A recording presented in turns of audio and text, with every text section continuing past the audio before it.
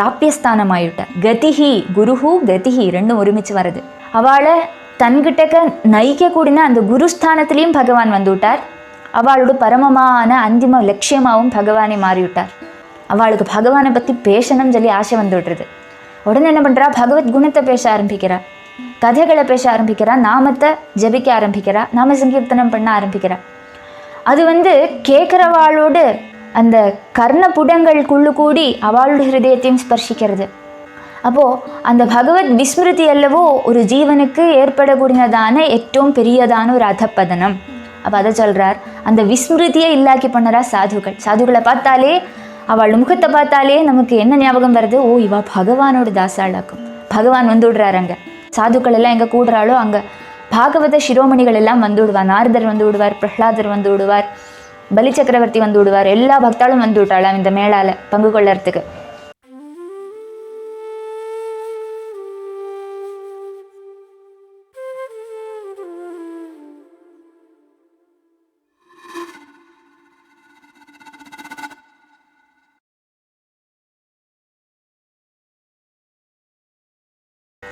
श्रीमद्भागवताख्योऽयं प्रत्यक्ष कृष्ण एव हि स्वीकृतोऽसि मया नाथा मुक्त्यर्थं भवसागरे मनोरथो मदीयोऽयं सफलः सर्वदा त्वया निर्विघ्नेनैव कर्तव्यदासोऽहं तव केशव शुकरूप प्रबोधज्ञ सर्वशास्त्रविशारद एतत् कथा प्रकाशेन मदज्ञानं विनाशय। देवदेव जगन्नाथ पुण्यश्रवणकीर्तन यदुत्तमोत्तमश्लोक नारायण नमोऽस्तुते। भवे भवे यदा भक्ति पादयोस्तव जायते तदा कुरुष्व देवेश नाथस्त्वं नो यत प्रभो। नाम संकीर्तनं यस्य सर्वपापप्रणाशनं प्रणामो दुःखशमनं नमामि हरिं परं। नमो महावदान्याय कृष्णप्रेमप्रदायते कृष्णाय कृष्णचैतन्य नाम्ने गौरत्विषे नमः। हरे रामेति कृष्णेति नाम संकीर्तनं सदा लोकक्षेमाय कुर्वन्तं प्रेमिकं सद्गुरुं भजे। हरे राम राम राम हरे हरे हरे कृष्णा कृष्ण कृष्ण हरे हरे। गोपिका जीवनस्मरणं गोविन्द गोविन्द।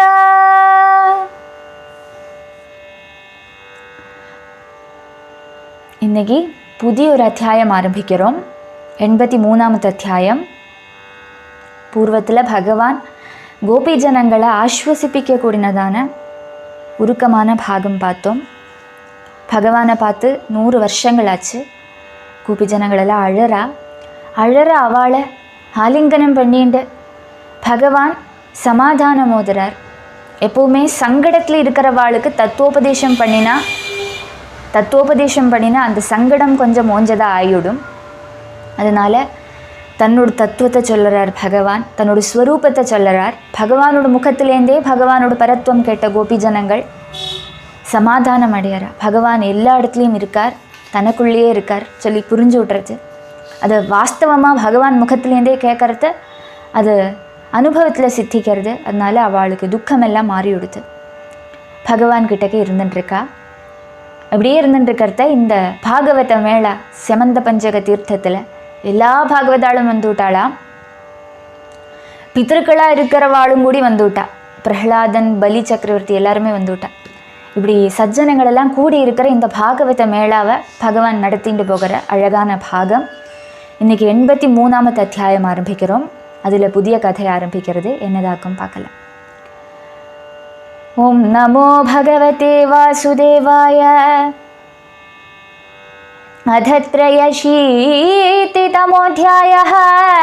श्रीशुक उवाच तदानुगृह्य भगवान् गोपीनां स गुरुर्गतिः युधिष्ठिरमथा पृच्छत् सर्वांश्च सुहृदो व्ययं.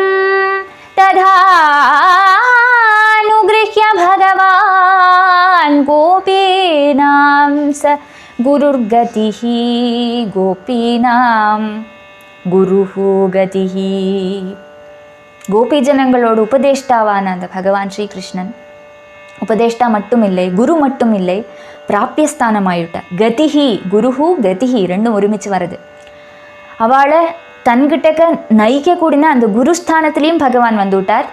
அவளோட பரமமான அந்திம லட்சியமாகவும் பகவானை மாறிவிட்டார். அப்படி அவளுக்கு ஞானோபதேசம் பண்ணினதுக்கு அப்புறம், அவளை சந்தோஷப்படுத்தினதுக்கு அப்புறம் பாக்கியுள்ள பக்தாள்கிட்டக்க மீட் பண்ண போகிறார் பகவான். அதுக்கப்புறம் தான் பாக்கியுள்ள வாழ்கிட்டக்க சரியாக பேச போகிறார். கோபி ஜனங்களை காத்துட்டு இருந்திருக்கார் பகவான். அப்போ அவளை மதித்ததுக்கு அப்புறம் அங்கே வந்து சேர்ந்திருக்கிற வேறு பக்தாளை பார்க்க போகிறார். முக்கியமாக அதில் சொல்கிறா தர்மபுத்திரர் யுதிஷ்டிரர் வந்திருக்கார். அவரோட நிறைய சுகிருத்துக்கள் எல்லாம் வந்திருக்கா. அப்போ அவாக்கிட்டக்கு எல்லாம் பிரத்யேகமாக பகவான் துவாரகாதீஷனாக இருந்துட்டு க்ஷேமம் அன்வேஷிக்கிறார். பக்த பராயணனான பகவான் தன்னோட அந்த பக்த வாத்சல்யத்தை காட்டுறது பதே பதே நமக்கு ஸ்பஷ்டமாக தெரியறது. பகவானோட பக்த வாத்சல்யமே இதுலேருந்து தெரியறது. எல்லா பக்தாள்கிட்டையும் ஒருத்தாளை கூடி விடாக்கி எல்லார்கிட்டையும் பகவான் குஷலான்வேஷனம் பண்ணுறார். தயேவம் லோகநாதேன परिपृष्टा सुसत्कृताः प्रत्युचुर्हृष्टमनसस्तत्पादेक्षाहतां हसः. तयेवं लोकनाथेन சகல லோகத்தையும் சர்வதா ரட்சிச்சென்றிருக்கிற பகவான் ஸ்ரீகிருஷ்ணன் இந்த விதம் ஆதரபூர்வம் தர்மபுத்திரர் முதலான ராஜாக்கன்மார்கிட்ட குஷலான்வேஷனம் பண்ணுறார். அவளுக்கு சத்காரம் பண்ணுறார். அந்த ஒரு அனுபவம், பகவான் தன்னை சத்கரிக்கிற அந்த ஒரு அனுபவம் தர்மபுத்திரர் அனுபவிக்கிறனால அவரோட சகல விதமான துரிதவும் அந்த க்ஷணமே நசிச்சுது சொல்லி அவர் நினச்சிக்கிறார். தர்மபுத்திரர் சாது ஜனங்களை பார்த்த மாத்திரத்தில் பாபங்கள் அந்த கரணத்துலேருந்து பின்வாங்கி பின்னாடி போயிடும். சுதசித்தமான ஸ்வரூபானந்தம் அந்த சங்கம் கிடைக்கக்கூடியவனுக்கு அனுபவத்தில் சித்திக்கிறது சாதுக்களை பார்க்குற சமயத்தில். அதனால தான் சஜ்ஜனங்களை நம்ம பார்க்குற சமயத்தில் நமக்கு சந்தோஷம் உண்டாகிறது. ஒரு உதாரண விஷயம் இங்கே சொல்லறா, மாடு கன்றுகள் எல்லாம் இருக்கு இல்லையா, அதுல எல்லாம் இந்த ஈ மொச்சுக்கும், ஈச்சை மேலே உட்காந்துக்கும். இந்த மாடு கன்றுகள் எல்லாம் இந்த ஈச்சை ஓடுறதுக்கு என்ன பண்ணு தெரியுமோ, ஜலத்தில் போய் அப்படியே தலையை முக்கிண்டு விடும். அது ஜலத்தை குடிக்கிற சமயத்தில் அந்த வியாஜத்தில் முகத்தை அப்படியே முக்கிண்டு விடும். முக்கிக்கிற சமயத்தில் முகத்தில் வந்து கஷ்டப்படுத்தக்கூடிய அந்த ஈயெல்லாம் ஜலத்தை பயந்துண்டு பின்னாடி போயிடுமா. அது மாதிரி சாதுக்களை நம்ம பார்க்குற சமயத்தில் சாதுக்கள் ஜலம் மாதிரி இருக்கா. அப்போ அவளை சந்தர்சிக்கிற சமயத்தில் அந்த ஈயெல்லாம் பின்னாடி போயிடுறது இல்லையா. அது மாதிரி ராக குரோதாதி தோஷங்கள் எல்லாம், அந்த துஷ்டமான துஷிச்சதான சித்தவருத்திகள் எல்லாம் பின்னாடி போயிடுறதான். நம்ம அப்படியே சுத்தமாயிடுறோம், பரிசுத்தமாயிடுறோம். ஜலம் ஸ்பர்ஷிக்கிற மாதிரி நம்ம சுத்தமாயிடுறோமா.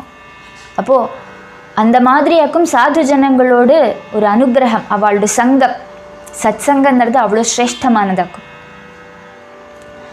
அப்போது அதை நினைவு மூட்டுறார். அது மாதிரி இந்த சாதுக்கள்கெல்லாம் பூஜ்யனான பகவானை சந்தர்சிக்கிறாரே தர்மபுத்திரர்.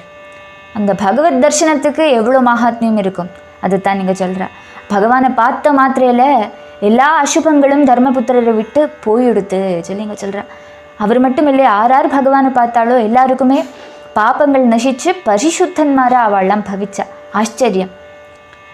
ராகாதி சத்ருபாதி இல்லாக்கி இருக்கணும்னுண்டுன்னா சாது சங்கம் நமக்கு ஜீவிதத்தில் கிடைக்கணும், பகவத் சங்கம் கிடைக்கணும் சொல்லி இதுலேருந்து தெரியறது.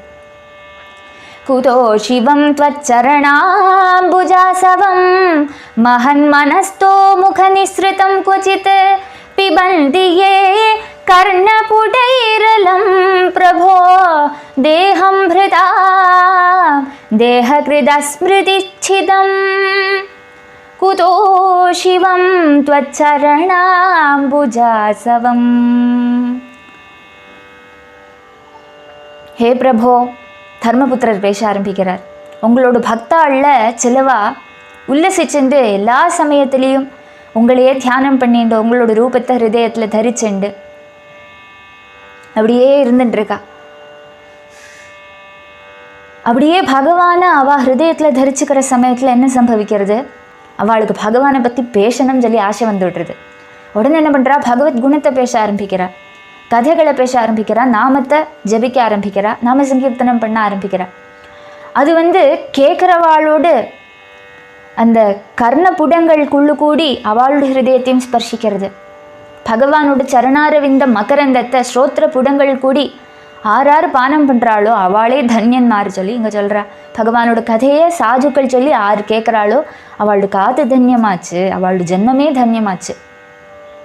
அப்படி பகவானோட கதைகளை ஆறாறு கேட்குறாளோ அவள் தேக தர்மம் நிமித்தம் உண்டாகக்கூடியதான சகல விதமான கஷ்டங்களையும் மறந்துடுறா. முக்கியமாக பகவானோட விஸ்மிருதி தற்க்ஷணம் நசிச்சு போடுறது. பகவானை மறந்து இருந்துட்டு இருக்கோம் இல்லையா சம்சாரத்தில், பகவான் நினைவுக்கே வரமாட்டார்.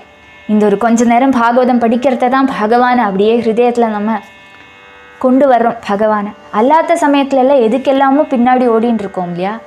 பகவான்கிட்ட பகவானை மறந்துட்டு இருக்கிறதுனா ரொம்ப கஷ்டமான சமயம் சம்சாரத்தில். பகவானை மறக்கவே கூடாது, எப்போவுமே பகவானை தியானம் பண்ணிட்டு இருக்கணும், பகவானோட நினைவிலேயே இருந்துட்டு இருக்கணும். அப்போது அந்த பகவத் விஸ்மிருதி அல்லவோ ஒரு ஜீவனுக்கு ஏற்படக்கூடியதான ഏറ്റവും பெரியதான ஒரு அதப்பதனம். அப்போ அதை சொல்கிறார், அந்த விஸ்மிருதியை இல்லாக்கி பண்ணறா சாதுக்கள். சாதுக்களை பார்த்தாலே அவள் முகத்தை பார்த்தாலே நமக்கு என்ன ஞாபகம் வருது, ஓ இவா பகவானோட தாசாளாக்கும், பகவான் விடுறாருங்க. அப்போ சாதுக்களுக்கு தான் அந்த விஸ்மிருதியை மாற்றுறதுக்கூடியதான சக்தி இருக்குது. அவளை பார்த்ததுமே நம்ம நாக்கில் நம்ம தெரியாக்கே பகவன் நாமம் விடுறது, அவளை பார்த்ததுமே பகவத் ஸ்மரணை உண்டாகிறது, பகவத் கதை உண்டு மனசில் விடுறது, காதால் பகவத் கதை அவள் சொல்ல நம்ம கேட்குறோம். அப்போது சாது சங்கம் சகல மங்களங்களையும் ஒருத்தனுக்கு கொண்டு வருது. அப்படி இருக்கிற அந்த சாதுக்கள் எல்லாம் புகழ்த்தக்கூடின ஸ்துதிக்கக்கூடின பகவானான உங்களை என்னோட கண்களால் நான் பார்க்குறேனே. சாதுக்களுக்கு பாபத்தை நசிப்பிக்கக்கூடியதான சக்தி எப்படி வருது, பகவானோட நாமத்தை உச்சரித்தனால, பகவானோட கதைகளை சொல்கிறதுனால. அப்போ அவளால் எல்லாம் ஸ்துதிக்கப்படக்கூடிய பகவானே, சாக்ஷாத் பகவானே என் முன்னாடி இருக்காரு. அப்படியே ஓடி அண்ணா சொல்லி கெட்டிக்கிறார் கிருஷ்ணன் தர்மபுத்திரரை. பகவானோட தேகத்தோடு கூட ஆலிங்கனம் கிடைச்சதே, தேகஸ்பர்ஷம் கிடைச்சதே.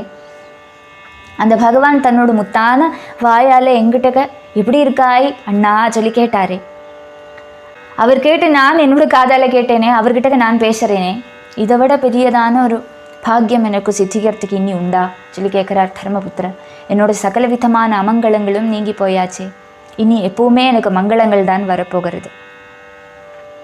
हित्वात्मधाम विधुदात्मकृतत्र्यवस्थमानन्दसम्प्लवमखण्डमकुण्ठबोधं कालोपसृष्टिनिगमावनातयोग मायाकृतिं परमहंसगतिं नतास्म हित्वात्मधाम विधुदात्मकृतत्र्यवस्थमानन्दसम्प्लवमखण्डम् अकुण्ठबोधम्. நாங்கள் உங்களை நமஸ்காரம் பண்ணுறோம் சொல்லி ஸ்துதிக்கிறார் தர்மபுத்தர். காரணம் என்னன்னா, நீங்கள் ஜீவ சம்ரக்ஷகனான ஈஸ்வரராகிறார். புத்தியால் கல்பிக்கப்படக்கூடிய ஜாகிரத ஸ்வப்னம் சுஷுப்தி சொல்கிற அவஸ்தாத்திரயத்தை நீங்கள் ஸ்வரூப பிரகாசத்தால் நசிப்பிச்சு ஏக ரீதியில் விளங்கக்கூடியவராகும். பகவானுக்கு அவஸ்தாத்திரயங்கள் இல்லை. பகவான் ஆனந்த ஸ்வரூபனாக இருந்துட்டுருக்கார், தனக்குள்ளேயே ரமிச்சுட்டுருக்கார்.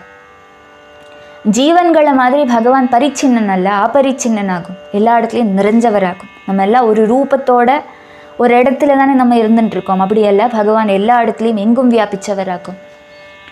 நித்தியபோத ஸ்வரூபனாகும் பகவான், அகண்டானந்த ஸ்வரூபனாகும். சாதாரணம் ஒரு சரீரிய மாதிரி இப்போ கண்ணுக்கு தென்படுறார். பரிச்சேத்தியனா பகவான், பரிச்சின்னனா தெரியப்படுறார். அது கிருப்பையால் வந்திருக்கார். சாது ஜனங்களை அனுகிரகம் பண்ணணும், எல்லாரையும் உத்தாரணம் பண்ணணும்னு சொல்லி வந்திருக்கார். ஸ்வேச்சையாக வந்திருக்கார். அப்போது காலத்தால் நசிச்சு போனதான வேதோக்தமான கர்மங்களை ரட்சித்து லோகத்தோட மரியாதையை நிலநிறுத்தணும் சொல்லி தன்னோட மாயாசக்தியால் அவதாரம் பண்ணி வந்திருக்கார். சர்வைஸ்வரிய பரிபூர்ணனா. சாதாரண ஜனங்கள் உங்களோட இந்த பரசக்தியால் மோகிக்கப்பட்டவாளா பரமார்த்தம் தெரியாகி இருந்துருக்கா. பகவான் ஸ்ரீகிருஷ்ணன் சாக்ஷாத் ஈஸ்வரனாக்கும் சொல்லி தெரிஞ்சுக்காகி ஏதோ ஒரு யாதவன் சொல்லி நினச்சிட்டு இருந்துருக்கா. ஆனால் உங்களோட நிஜமான ஸ்வரூபத்தை பரமஹம்சாள் தான் தெரிஞ்சுக்கிறா. அவளோட பிராபியஸ்தானமாக இருக்கேள் நீங்கள். அப்படி இருக்கிற உங்களை அல்லாக்கி வேறு யாரையும் நாங்கள் பஜிக்க மாட்டோம் சொல்லி தர்மபுத்திரர் அழகாக பகவானை ஸ்துதிக்கிறார். பகவானை பார்த்ததுமே அவர் ஸ்துதிப்பார் எப்போவும். அப்போ அதனால 2 ஸ்லோகங்களில் ரசமாக ஸ்துதிக்கிறார். அந்த ஸ்துதியும் ஏற்றுவாங்கின்னு பகவான் பாக்கியுள்ள எல்லா பக்தாளையும் ஸ்வீகரிக்க போகிறார். அதுக்கப்புறம் என்ன நடக்கிறது? சுகபிரமர்ஷி சொல்ல ஆரம்பிக்கிறார்.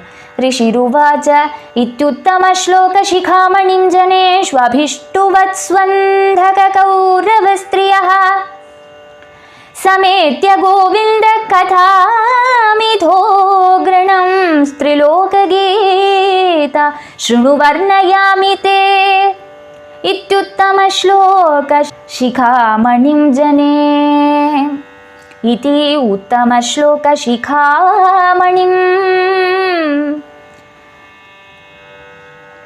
ரிஷிகளெல்லாம் பகவானை பூஜிக்கிறா. ரிஷிக்கெல்லாம் ரிஷியான சுகபிரம்ம ரிஷி இப்போ பேசுகிறார். பகவான் மேற்கொண்டு என்ன பண்ணுறார் சொல்லி யுதிஷ்டிராதிகள் எல்லாம் அதே மாதிரி நிறைய ராஜாக்கன்மாரெல்லாம் இப்படி பகவானை கீர்த்தனம் பண்ணி ஸ்துதித்து சந்தோஷப்படுத்துகிறா. உடனே அங்கே வந்திருக்கிற பக்தாள் எல்லாம் சொல்லுறார். மகா கீர்த்திமானான மகாபலி, அவரோட தாத்தா ஆன பிரஹ்லாதன் முதலான பக்தாள்லாம் வந்திருக்கா. சாதுக்கள் எல்லாம் எங்கே கூடுறாளோ அங்கே பாகவத சிரோமணிகள் எல்லாம் வந்து விடுவார். நாரதர் வந்து விடுவார், பிரஹ்லாதர் வந்து விடுவார், பலி சக்கரவர்த்தி வந்து விடுவார். எல்லா பக்தாளும் வந்து விட்டாளாம் இந்த மேளால் பங்கு கொள்ளறதுக்கு. அவள்லாம் வந்து ஆசையோட பகவானுக்கு ஸ்தோத்திர நமஸ்காராதிகள் எல்லாம் பண்ணி பகவானை ஸ்துதிக்கிறா. விஷ்ணிகளோடும் கௌரவாளோடும் ஸ்திரீகள் எல்லாம் ஒன்று சேர்ந்துருக்கா.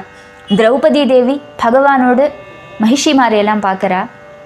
கௌரவாளோட மகிஷிமாரும் துரியோதனனோட பத்னிமாரும் வந்திருக்கா. துஷாசனன் அந்த 100 பேர் அவளோட பத்னிமாரும் வந்திருக்கா. பஞ்சபாண்டவாளோட அந்நிய தாரங்களும் வந்திருக்கா. அவள்லாம் கூட்டமாக இருப்பா. அவளுக்கு அந்த டிஃப்ரென்ஸ் ஒன்றும் இல்லை. சண்டை போட்டுக்கிறதெல்லாம் அந்த பாண்டவாளும் கௌரவாளும் தான். ஸ்திரீகளுக்கெல்லாம் நல்ல யூனிட்டி ஆகும்.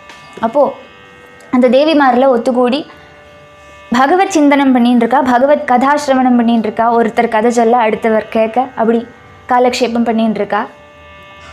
ஸ்திரீகள் எல்லாம் ஒன்று சேர்ந்தா. அப்போ அவள் நிறைய காரியங்கள் பேசிண்டா. திரௌபதி தேவி இவாளெல்லாம் ஒருமிச்சு பார்க்குறா இல்லையா. அப்போ அவாகிட்டக்கெல்லாம் ஆசையோட திரௌபதி தேவி பகவானை பற்றி கேட்குறா. அப்போ இந்த கிருஷ்ண மகிஷிமாரெல்லாம் பகவான் தன்னை கல்யாணம் பண்ணின்றதான கதையெல்லாம் சொல்ல ஆரம்பிக்கிறா. அது ரொம்ப ரசமாக இருக்கும். இவாளோட எல்லாரோட கதையும் ஒரு ஸ்லோகங்களில் ஒரு தேவியோட கதை ஒரு ஸ்லோகங்களில் இப்படி வருது. ரொம்ப ரசமாக இருக்கும் இந்த அத்தியாயம். அஷ்டலக்ஷ்மி கல்யாணம் அதே மாதிரி 16,100 பேரையும் கல்யாணம் பண்ணிட்டுதான கதைகள் அப்படியே வருது ஒரு அத்தியாயத்தில். ரொம்ப ரசமாக இருக்குது. அந்த பாகம் சொல்ல ஆரம்பிக்கிறேன். பரீட்சித்தே ஸ்ரத்தையோடு கேட்டுக்கோ சொல்லி சுகபிரமர்ஷி சொல்கிறார். திரௌபத்யுவாச்ச ஹே வைதர்பியச்சுதோ பத்ரே ஹே ஜாம்பவதி கோசலே ஹே சத்யபாமே காளிந்தே शैब्ये रोहिणी लक्ष्मणे हे कृष्णपत्न्यये तन्नो ब्रूतवो भगवान् स्वयं उपये मे यथा लोकम् अनुकुर्वन् स्वमायया हे वैदर्भ्यच्युतो भद्रे हे कृष्णपत्न्यः हे कृष्णपत्निगळे चली कूपिड्रा द्रौपदी हे रुक्मिणी हे भद्रे हे जाम्बवती हे सत्ये हे सत्यभामे कालिंदी मित्रविंदा रोहिणी சொல்லி எல்லாரையும் கூப்பிடுறா. ரோஹிணிங்கிறது இந்த 16,100 பேர் இருக்கா இல்லையா, அதில் தலைவியாக்கும் ரோஹிணி தேவி. அந்த ரோஹிணி முதலான 16,100 பேரையும் திரௌபதி கலெக்டிவாக ரோஹிணி சொல்லி கூப்பிடுறா. இந்த தேவி வந்து பட்ட மகிழ்ச்சிக்கு துல்லியமாக இருக்கக்கூடியவளா ஆக்கும் சொல்கிறா. சத்குண சம்பன்னியாக்கும் ரோஹிணி சொல்கிற அந்த தேவி. அது பலராமனோட அம்மாவாக்கும் சொல்லி நினச்சிக்க கூடாது. ரோஹிணின்னு பகவானோட பத்னியோட பேரும் ரோஹிணியாக்கும். அப்படி ஹே லக்ஷ்மணே, ஹே ரோஹிணி மித்ரவிந்தே, நீங்களெல்லாம் பகவானை எப்படி கல்யாணம் பண்ணிட்டேன், அந்த கதையெல்லாம் எனக்கு சொல்லி கேள்விக்குங்கோளே. நான் பார்க்கலையோ உங்களோட விவாகமெல்லாம். லோக ரீதியை விடாக்கி ஆச்சரிக்கக்கூடிய பகவான் ஸ்ரீகிருஷ்ணன் கிரகஸ்தாசிரமத்தில் பிரவேசித்தது எப்படி, உங்களையெல்லாம் எப்படி கல்யாணம் பண்ணிட்டார், அந்த கதை, விவிதமான அந்த விவாக கதைகள் எல்லாம் எனக்கு சொல்லணுமே, எனக்கு ஆசையாக இருக்குது கேட்குறதுக்கு சொல்லி திரௌபதி தேவி கேட்குறா. சாதாரண ஸ்திரீகள் எல்லாம் ஒன்று கூடுற சமயத்தில் அவளோட புருஷாலை பற்றியும் குழந்தைகளை பற்றியும் தானே பேசிப்பா. அது மாதிரியே திரௌபதி தேவி கண்ணபிரானை பற்றி கேட்குறா இந்த தேவிமார்கிட்டக்கு எல்லாம். அப்போ அவளோட குடும்ப கதையை சொல்கிறா. சாதாரண ஸ்திரீகள் குடும்ப கதையை சொல்கிறத நமக்கு கேட்டால் புண்ணியமும் புருஷார்த்தமும் ஒன்றும் கிடைக்காது. ஆனால் இவாளோட குடும்ப கதையோ இது சாட்சாத் பகவானோட கதையல்லவோ, அதனால அந்த குடும்ப கதையை மெனக்கிட்டு சுக்கபிரமர்ஷி நமக்கு சொல்லித்தரார். ரொம்ப ரசமாக இருக்குது அந்த கதை. சம்க்ஷிப்தமாக ஒரு சம்மரி மாதிரி, அந்த கல்யாணங்களோடெல்லாம் சம்மரி மாதிரி இருக்குது இந்த அத்தியாயம். அதில் முதல் தேவியான பட்ட மகிஷியான ருக்மிணி தேவி தன்னோட கதையை சொல்கிறா.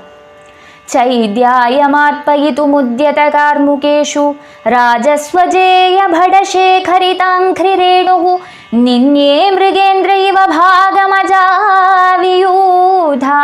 तच्छ्रीनिकेतचरणोऽस्तु ममार्चनाय चैद्यायमार्पयितुमुद्यत कार्मुकेषु मा चैद्याय अर्पयितुम्. என்ன சிசுபாலனுக்கு கொடுக்கணும்னு சொல்கிற அபிப்பிராயத்தோட அவனோடு சம்பந்திகளான ஜராசந்த முதலான ராஜ சமூகங்கள் எல்லாம் தீர்ச்சப்படுத்தினான். அவளோட ஆயுதங்களை புக்கி பிடிச்சுண்டு என்ன சிசுபாலனுக்கு சாதிச்சு கொடுக்கணும்னு சொல்லி அவள்லாம் கட்டுங்காவலோடு இருந்துட்டு இருந்தா. அந்த சமயத்தில் ஆறாலையும் ஜெயிக்கப்படாக்கி கஷ்டப்பட்டு இருந்தேன். எனக்கோ பகவானையே மாலையிடணும், பகவானுக்கே சேவை பண்ணணும்னு சொல்லி ஆசை. அந்த சமயத்தில் ஆறாலையும் ஜெயிக்க முடியாக்கி எல்லாரோடும் மகுடத்துக்கு பூஷணமாக இருக்கக்கூடியதான பாத ரேணுக்களோடு கூடின பகவான் ஸ்ரீகிருஷ்ணன், பகவானோட பாத தூளி எல்லா தேவாதி தேவாளுக்கும் கூடி முகுடத்துக்கு பூஷணமாக இருக்கா.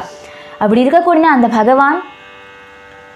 பகவான் என்ன பண்ணினார் தெரியுமா, ஆட்டின் கூட்டத்தில் இருக்கிற தன்னோட பாகத்தை ஒரு சிம்ஹம் அப்படியே அபகரிச்சுட்டு எடுத்துட்டு போகிற மாதிரி கொஞ்சம் கூடி பிரயாசமே இல்லாக்கி பகவானோட அவகாசமான பகவானோட சொத்தான என்ன அந்த ஜராசந்தாதி ராஜாக்களொன்னும் அபகரிக்காத விதம் அவளெல்லாம் விட்டு சென்று பகவான் என்ன அப்படியே அபகரிச்சுட்டு போயிட்டார். அவளெல்லாம் மாற்றி அவளெல்லாம் பார்த்துட்டு இருக்க என்ன சிம்ஹம் தன்னோட பலியை எடுத்துட்டு போகிற மாதிரி எடுத்துட்டு போயிட்டார் சொல்லி ருக்மிணி தேவி சொல்கிறா. தான் லக்ஷ்மி தேவி அல்லவா, சாட்சாத் லக்ஷ்மி தேவி அல்லவா, அதனால சொல்கிறா, உரிமையோடு சொல்கிறா, பகவானோட பாகமாக்கும், நான் பகவானை சேர்ந்தவளாக்கும், பகவானுக்கு அவகாசம் உள்ளவளாக்கும் சொல்லிக்கிறா. அதை கேட்டு ஆனந்தப்படுறா திரௌபதி தேவி. அடுத்த தேவி முன்னாடி வரா சத்யபாமா தேவி. தன்னோட கதையை சொல்கிறா. யோ மே சனாபிவதத தப்த ஹிருதா ததேன லிப்தாபிஷாபமபமார்ஷ்டுமுபாஜஹார जित्वर्क्षराजमथ रत्नमदात्सतेन भीतपितादिशतमां प्रभवेऽपि दत्तां यो मे सनाभिवथ तप्तहृदाततेन. சத்யபாமாதேவி தன்னோட கதையை சொல்கிறா. என்னோட பித்தான சத்ராஜித்து அவரோட சகோதரனான பிரசேனனுக்கு திவ்யமான தன்னோட சியமந்தகமணியை கொடுக்குறார். அதை தரிச்சுண்டு இந்த பிரசேனன் காட்டுக்கு போகிறான் வேட்டையாடுறதுக்கு. ஒரு சிங்கம் பிரசேனனை வதம் பண்ணுறது. அந்த சிங்கம் அந்த மணியை கவிண்டு போகிறத காட்டில் இருக்கிற ஜாம்பவான் அந்த மணியை சிங்கத்தை தோற்கடித்து அந்த மணியை அபகரிச்சுட்டு போகிறார். அப்போ என்ன சம்பவிக்கிறது, என்னோட அப்பா சத்ராஜித் அன்னைக்கு சபையில் பகவான் ஸ்ரீகிருஷ்ணன் இந்த மணியை தரையா அன்னைக்கு கேட்டிருந்தார். அதை வியாஜமாக வச்சுட்டு கிருஷ்ணன் தான் எடுத்துகிட்டு போனான்னு சொல்லி ஒரு அபவாதத்தை பருத்துறார். அப்போது துவாரகையில் இருக்கிற எல்லாருமே அப்படி பேசிக்க ஆரம்பிச்சு விட்டா. அந்த அபவாதத்தை மாற்றிக்கணும்னு சொல்லி பகவான் ஸ்ரீகிருஷ்ணன் என்ன பண்ணினார், அந்த மணியை தெரிஞ்சுட்டு காட்டுக்குள்ளே போனார். பிரசேனன் போன அந்த காட்டுக்கு அந்த உள்ளே போய் பார்த்ததுமே இதெல்லாம் தெரிய வருது. அதுக்கப்புறம் இந்த மணியை வாங்கணும்னு சொல்லி ஜாம்பவான் கூட அமோகமாக யுத்தம் பண்ணுறார். யுத்தம் பண்ணி அந்த மணியை பெற்றுண்டு திரும்பி வந்து சத்ராஜித்தான என்னோட அப்பாவுக்கு திருப்பி கொடுக்குறார்.